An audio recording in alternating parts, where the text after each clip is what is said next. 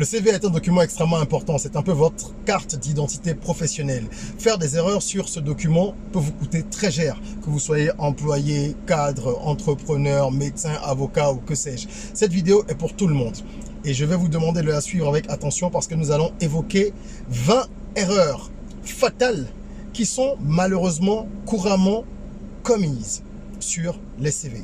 La vidéo sera en deux parties. Nous allons déjà voir dans cette première partie les 10 premières erreurs fatales et il y aura une seconde partie pour la suite. On se lance, accrochez-vous, ça va secouer. Je suis Régis Sézy, entrepreneur multipotentiel, conférencier, formateur et artiste. Nombre de mes projets ont été acclamés et primés à l'international. Mes ouvrages se sont écoulés à plus de 20 000 exemplaires à travers le monde et j'ai formé plus de 5 000 personnes à ce jour sur les thématiques liées à l'entrepreneuriat, au business, au leadership et au mindset. Je partage avec vous sur cette chaîne du contenu propulsif pour vous aider à rêver, oser et créer. Hello les rocks, j'espère que vous êtes solides. Alors, ce que vous devez savoir, c'est que plus de la moitié des CV sont mis de côté, pour ne pas dire jetés, même avant la lecture, c'est-à-dire juste en jetant un coup d'œil par les recruteurs. Et ça, c'est quelque chose qui est assez inquiétant. Ça veut dire que vous vous êtes peut-être déjà retrouvé dans des situations où vous avez été pénalisé par votre CV sans le savoir, parce qu'on ne vous explique pas après pourquoi vous n'avez pas obtenu un poste, pourquoi vous n'avez pas décroché un marché. Puisque oui, les entrepreneurs aussi ont besoin de CV. Contrairement à ce que certains croient, lorsqu'on est à son compte, on postule, n'est-ce pas, pour décrocher des marchés. On postule pour un certain nombre de choses. Lorsqu'on est dans une profession libérale, on adhère à des associations, on a des activités au cours desquelles notre CV est demandé. Donc tout le monde a besoin d'avoir un CV et donc un CV performant. En tout cas, même si aucune œuvre humaine n'est parfaite, il faut éviter les erreurs fatales, celles qui sont impardonnables. Aujourd'hui, nous allons voir dans cette première partie 10 erreurs qui sont fatales sur les CV et nous verrons dans la deuxième partie de la vidéo qui suivra demain les 10 erreurs restantes. Bienvenue sur cette chaîne. Si c'est votre première fois, vous êtes sur la chaîne des ROC. ROC, Rêver, Oser, Créer. Je suis Régis Sézy, je suis heureux de vous accueillir ici pour pouvoir échanger. Nous parlons d'entrepreneuriat, nous parlons de leadership, nous parlons de mindset, de soft skills, bref, de tout ce qui permet à chacun de prendre conscience de son potentiel et de l'exploiter au maximum. Alors, pour exploiter son potentiel au maximum, encore faut-il savoir le retranscrire, n'est-ce pas, sur un document. Le CV, par exemple, document extrêmement important. La première erreur qui est souvent commise, malheureusement, par beaucoup de personnes, c'est la standardisation. Vous ne pouvez pas standardiser votre CV. Vous devez avoir un squelette. Évidemment, le squelette ne va pas changer. Vous devez avoir un squelette qui est prêt à l'emploi. Mais vous devez adapter votre CV pour chaque candidature. Parce que le profil recherché par une entreprise X n'est pas le même profil recherché par une entreprise Y. Ça suppose donc que vous fassiez des recherches. Lorsque vous apprenez que l'entreprise recrute, elle n'existe pas, n'est-ce pas, évidemment, encore qu'il y a tellement de noms bizarres que c'est possible que ça existe. Mais ce que vous devez faire, c'est aller sur Internet, faire des recherches pour savoir un peu ce que cette entreprise fait. Vous n'avez pas à attendre l'entretien d'embauche pour faire ça. Rien qu'en 5 minutes, vous avez déjà une idée un petit peu de l'activité de l'entreprise, de ses valeurs et autres. Et surtout au niveau du poste pour lequel vous candidatez. Qu'est-ce qui est recherché? Donc vous devez adapter votre CV. Je ne dis pas qu'il faut changer les informations fondamentales puisque votre expérience, elle ne va pas bouger. Mais c'est une erreur que d'avoir un CV standardisé et de se dire ok, je vais l'envoyer partout, c'est la même chose. Non, il y a toujours des petits ajustements que vous pouvez faire pour mettre en avant certaines choses, pour être plus cohérent avec ce à quoi vous aspirez ou en tout cas le poste que vous voulez tenter de décrocher ou alors la mission que vous voulez essayer d'avoir. Si vous êtes en consultant par exemple et que vous postulez pour une mission, il faut pouvoir adapter véritablement. Très, très, très, très, très important. Deuxième erreur souvent commise, le fait d'être vague. Si vous n'avez pas des informations précises sur votre CV, les gens ne le liront pas. Vous savez, un recruteur ou un comité de sélection, ce sont des gens qui n'ont pas de temps et qui doivent très rapidement trancher, faire des présélections pour faire après les sélections. Ou alors envoyer un lot de présélection de dossiers présélectionnés à une autre personne qui va poursuivre le processus de recrutement. ou de sélection. Donc, vous devez être précis. Il ne faut pas mettre des informations vagues. Il faut utiliser, par exemple, des verbes d'action ou des substantifs qui traduisent l'action. C'est-à-dire que vous mettez, par exemple, que vous avez été gérant de telle structure ou que vous étiez à tel poste dans telle boîte. Qu'est-ce que vous avez fait à ce poste-là? Est-ce que vous avez donc eu à charge la gestion du personnel ou alors constitution d'une équipe? Est-ce que c'est optimisation des process? Qu'est-ce que vous avez fait? Mettez en avant de façon précise les tâches et c'est ça qui va vous permettre d'attirer l'attention des gens. Erreur numéro 3, elle est un peu connectée à celle que je viens d'évoquer. C'est le fait de ne pas mentionner des informations clés. Il y a des infos clés. Et tout est lié en fait dans ce dont je parle, depuis le point 1 jusqu'au point 3 que nous abordons. Les informations clés vont varier d'une candidature à une autre en fonction du poste. Parce que vous ne postulez pas forcément pour le même poste dans différentes entreprises. Les dénominations ne sont pas les mêmes, les fiches de poste ne sont pas les mêmes. Quelles sont les informations clés qui sont contenues dans votre expérience et que vous gagneriez à révéler, à mettre en avant? Parce que si vous ne le faites pas, vous allez vous passer en fait de force que vous avez. Vous vous dispensez de points forts. Et donc, il y a de fortes chances que vous passiez, que votre dossier passe à la trappe. Donc, il faut pouvoir choisir les informations pertinentes et laisser celles qui ne le sont pas. Erreur numéro 4, les mauvaises mises en page. Ça, c'est impardonnable parce que mettez-vous à la place d'un recruteur ou de quelqu'un qui doit prendre une décision, tout simplement. Vous avez une pile comme ça. Moi, je me souviens, lorsque je faisais encore les recrutements, parce qu'il fut un moment où je faisais, enfin au début de mes activités entrepreneuriales, je faisais les recrutements tout seul. Avec le temps, il y a eu un peu plus de monde dans les équipes, j'ai continué à le faire. Ce n'est que lorsque nous avons atteint une taille critique qu'il y avait un responsable des ressources humaines. À ce moment-là, lui, il faisait déjà tout ce qui est présélection avec ses assistants avant d'envoyer un lot de dossiers comme ça, hein, alors qu'on reçoit ça d'abord, que nous allons éplucher, nous les gérants, les associés, etc. D'accord? Mais mettez-vous à la place de quelqu'un qui doit faire ce travail de tri, de présélection. Dès qu'il y a un problème de mise en page, qu'est-ce qu'il fait? Ah non, mais j'arrive pas à lire, je dépose. Alors que vous avez peut-être un super profil. Mais la forme compte autant que le fond. Ben c'est super important. Est-ce que il y a une lisibilité évidente sur votre document? Quelle taille de police vous choisissez? Évitez d'aller choisir des polices 14 parce que ça va être grand, trop long. Et évitez de prendre une police trop petite. Évitez des polices fantaisistes. Faites une mise en page cohérente. Il ne faut pas qu'il y ait un titre qui soit en police 12 et l'autre en police 14. Un en gras, l'autre pas en gras. Un souligné, l'autre non. Qu'il y ait des décalages au niveau des énumérations. En fait, c'est super important d'avoir une mise en page professionnelle et pertinente. Aujourd'hui, vous n'avez aucune excuse. Il y a des ressources à l'appel en ligne. Sinon, faites appel à quelqu'un pour vous aider si vous ne pouvez pas faire des recherches en ligne convenablement. Mais n'envoyez pas un CD qui ressemble à un fatras où on se retrouve complètement perdu comme dans un labyrinthe parce que personne ne va le lire. Personne ne va prendre le temps de le lire. Ça, vous pouvez en être sûr. Et c'est pareil pour le choix des couleurs et tout ça. Tout ce qui est en fait mis en page, ça doit être cohérent. Ça ne doit pas être fantaisiste. Ça ne doit pas être plat. Ça doit vous ressembler, ça doit être absolument cohérent. Erreur numéro 5, les trous inexpliqués. Il y a beaucoup trop de CV dans lesquels on retrouve des trous inexpliqués. Qu'il y ait des trous, ce n'est pas un problème, ça arrive à tout le monde. Mais vous devez pouvoir expliquer ça. Alors, si ce n'est pas quelque chose que vous pouvez expliquer par écrit, vous devez vous préparer pour l'expliquer à l'oral lorsque vous serez éventuellement convoqué pour un entretien. Parce que entre 2014 et 2016, on se rend compte par exemple que vous n'avez rien fait, qu'il n'y a pas d'expérience professionnelle. On va forcément vous poser la question. Ou alors, si on ne vous la pose pas, ça peut déjà être un facteur, soit quelque chose qui vous disqualifie ou un facteur de doute. On ne sait pas ce que vous avez fait, surtout quand il y a des grands trous. 3 ans, 4 ans, et qu'il n'y a rien pour pouvoir expliquer la chose, c'est assez difficile. Donc, c'est à vous de savoir comment est-ce que vous mentionnez tout ça pour que ça reste intelligible. Évidemment, toujours en disant la vérité. Erreur numéro 6, les fautes d'orthographe, de grammaire, tout ce qui... Non, ça c'est impardonnable. C'est impardonnable.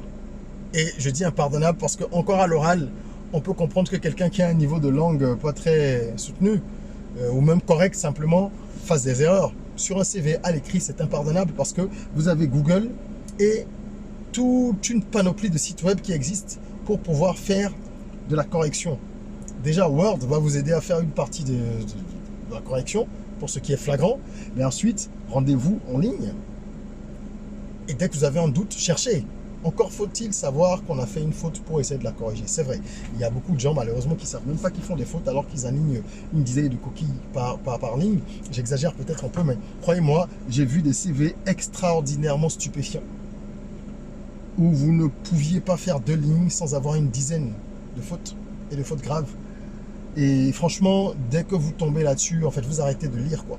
Ou alors vous gardez ça parce que ça fait partie des perles, comme on dit. C'est-à-dire, c'est un peu... c'est triste, ben, c'est la collection des pires choses qu'on appelle les perles et qu'on garde de côté parce que c'est tellement ahurissant qu'on se dit, je peux pas jeter ça, je vais le garder parce que non, il faut que je montre à des gens demain ce qu'il ne faut pas faire. Alors ne soyez pas dans cette case, s'il vous plaît, faites des recherches et évitez au maximum de faire des fautes. Avec Internet, on n'a pas beaucoup d'excuses. D'accord?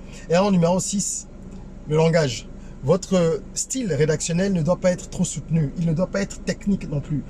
Parce que si c'est technique, vous allez utiliser des termes que une personne lambda ne comprend pas. Ça sert absolument à rien. Ce n'est pas le lieu de venir montrer que vous savez utiliser tel ou tel terme. Dites les choses simplement.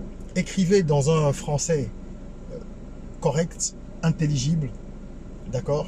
Ce n'est pas le lieu de faire des exercices de style ou de montrer que vous êtes un poète.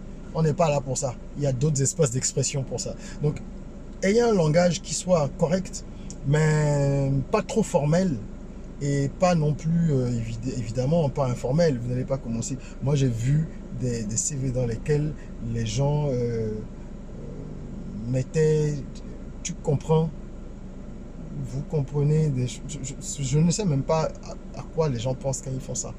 C'est-à-dire qu'il décrit une tâche et il dit je suis resté à la caisse pendant 3 mois, mais après on m'a envoyé dans un autre département, virgule, vous comprenez, vous comprenez bien que ça c'est éliminatoire, n'est-ce pas?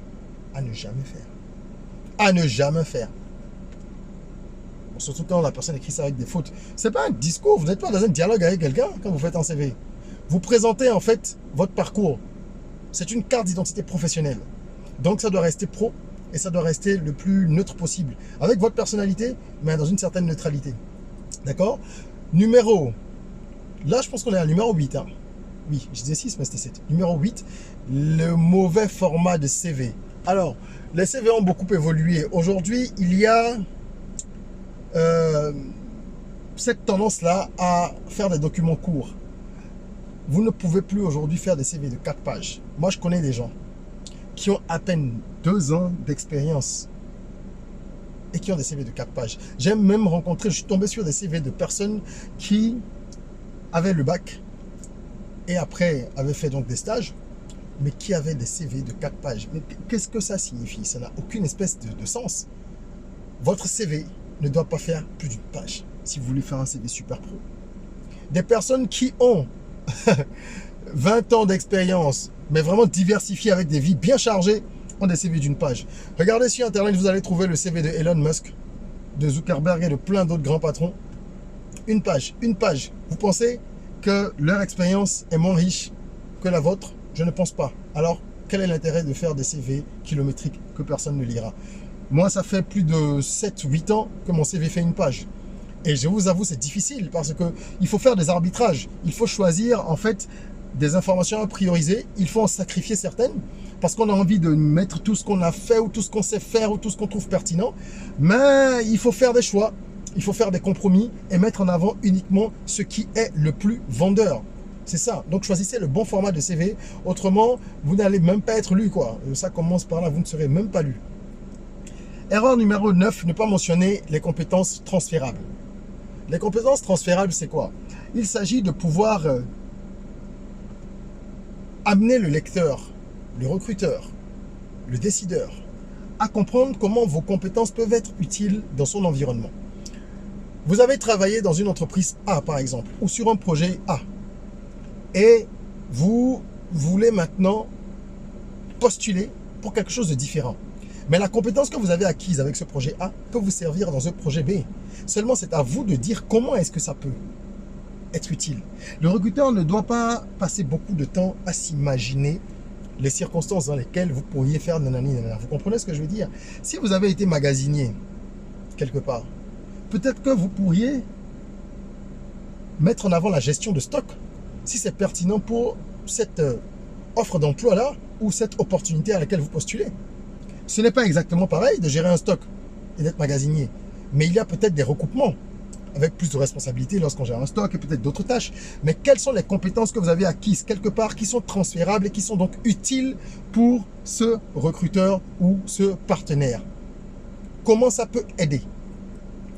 Moi, par exemple, j'ai organisé déjà une foire de grande envergure où il y a eu plus de 5000 personnes en quelques jours, avec une centaine de festivaliers.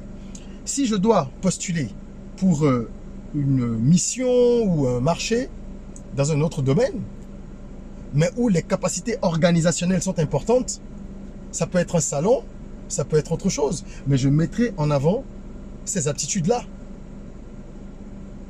Compétences transférables.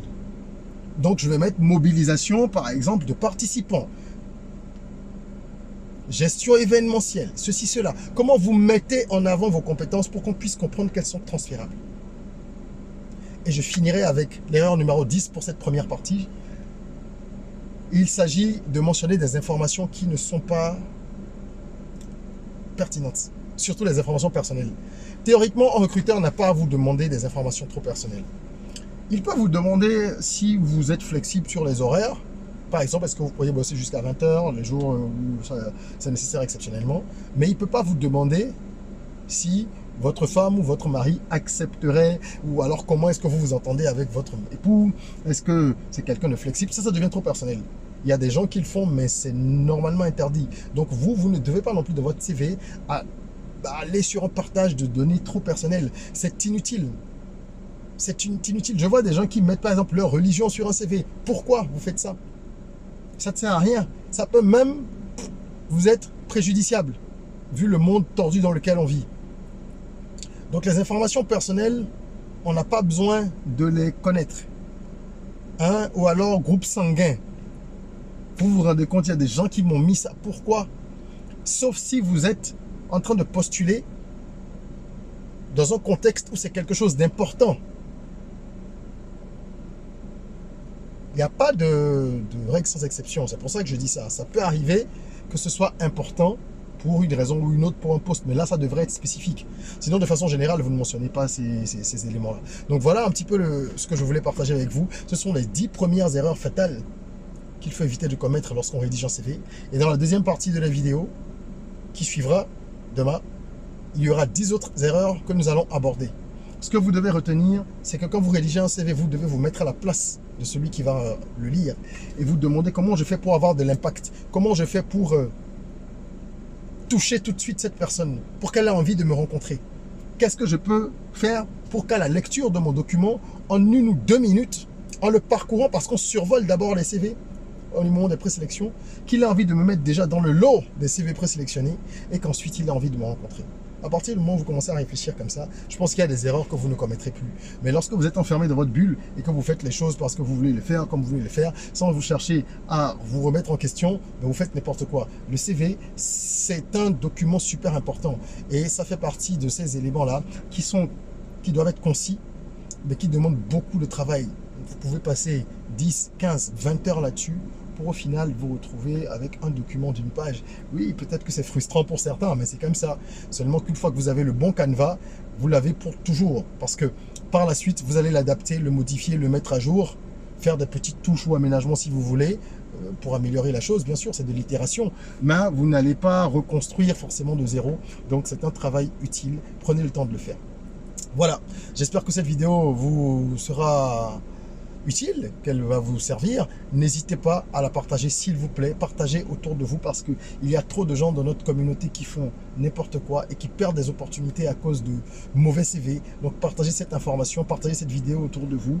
Abonnez-vous, activez la cloche de notification pour être informé de toutes les vidéos qu'on partage ici quotidiennement. Et n'oubliez pas, prenez soin de vous, de votre corps mais aussi et surtout de votre mental, de votre esprit. Rêvons, osons, créons, soyons rock.